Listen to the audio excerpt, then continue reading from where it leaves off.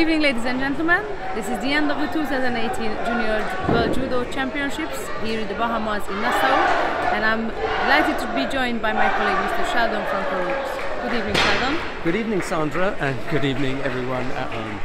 Today we had the mixed team event, which saw 7 nations competing. Altogether, we had 4 European teams and 3 overseas teams on offer today, and at the end, I think there is no surprise, Japan won the mixed team event. Well, the Japanese had an incredibly strong team, unusually so. Of the 8 that they entered in that final, only 7 took part because the plus 90 kilo category fighter Saito had a back injury, but the 7 that were left were all fighters who had appeared in finals. So, I mean, Brazil were, really up against it. 3 world champions and 4 silver medalists. It's no surprise that they went down, 5-1. No discredit to Brazil at all, because they'd already defeated someone 5-1, on their way to that final. But Japan, just that little bit too strong. Continue? Yeah, so what was the first bronze medal? It was France versus Kazakhstan. Yeah. I was hoping at the beginning I thought, France can really catch that, but then Kazakhstan was just the athletes were, I think they were on top form compared to their individual performances. I think as a team they really pulled it together today, and they were top of the game, really. That's exactly what I thought, that this was going to be a really close contest, France and Kazakhstan. There were some nice matchups in there. I thought the contest between Blondine Pont and Galia Timbayeva was absolutely superb. Yes. It was just, non-stop. I was so glad that they didn't look to end it on Cheetos, despite the fact that they'd gone into 4 minutes of golden score and everything. But that was a really terrific contest. In the end, it looked a bit worse on paper. 5-3. Exactly, I was going to say. Went out winners, but it was a good effort from, albeit a French team that wasn't, the strongest. I think Pont, probably Cécic were the strongest fighters. But I think what you had there really is the French girls were, the French women were more strong, and the individuals. So you would have expected a 4-4 because the French man wasn't that strong in individual, but really Kazakhstan, I mean, hats off, they really pulled it out today, really pulled it together, the team. Right, second bronze medal contest, or matchup, sorry, was between Russia and Georgia, which is always an exciting one, regardless of the age group.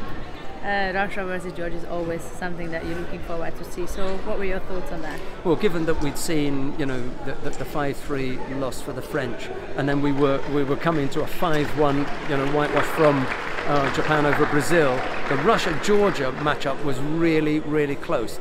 The thing that made it difficult for Georgia they were missing Mariam Chanturia in the under 70 kilo category. Now, whether she would have been able to make a difference or not, we're not sure. But what happened was they went into that match 1-0 down. So they were already 1-0 down. They needed to find either Lipatiliani or Somkishvili to come up with a win, and unfortunately this time around they couldn't. Now, Natalia Kipchidze, I thought she was fantastic today, absolutely super in the under 48 kilo category.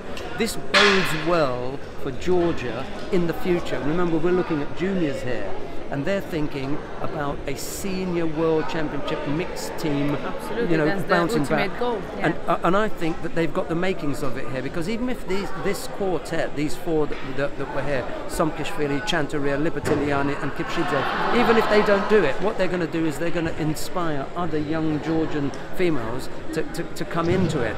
Now, all that they can do is to supplement people like Gelazalishvili, Jabba Papinashvili, yes, absolutely. They got enough Bikauri of them. was fantastic. Bikauri actually brought it back. He gave the Georgians a chance. If Somkishvili had won that fight, they would have pulled somebody out of the hat, and it would have been action again. So that last loss by Somkishvili took the steam out of the Georgians, and they went out 5-3. However, when you take into consideration the lack of a Georgian women's program in the past, and the fact that they placed 5th at the Junior World Championships. This is really something. So that bodes well for the future. All credit to Georgia for them. But of course, congratulations to Russia, 5-3 winners over the old rival Georgia. Yes, right. This is it from us, I guess. What can we say? It was. I think it was a really great week. A lot of actions, and some of the juniors, I think, showing an incredible talent and hopes for the senior stage, and even if not for Tokyo, but I'm sure we'll be seeing them, or even if some of them will be touching into Tokyo 2020, I'm sure these athletes will be given a good run for Paris in 2024. So well, the only thing that's left now is the preparations for the athletes' party tonight. Which we won't be going, right? Oh, no. We've got our own parties, right? Well, we hope you enjoyed this week. Goodbye. Bye.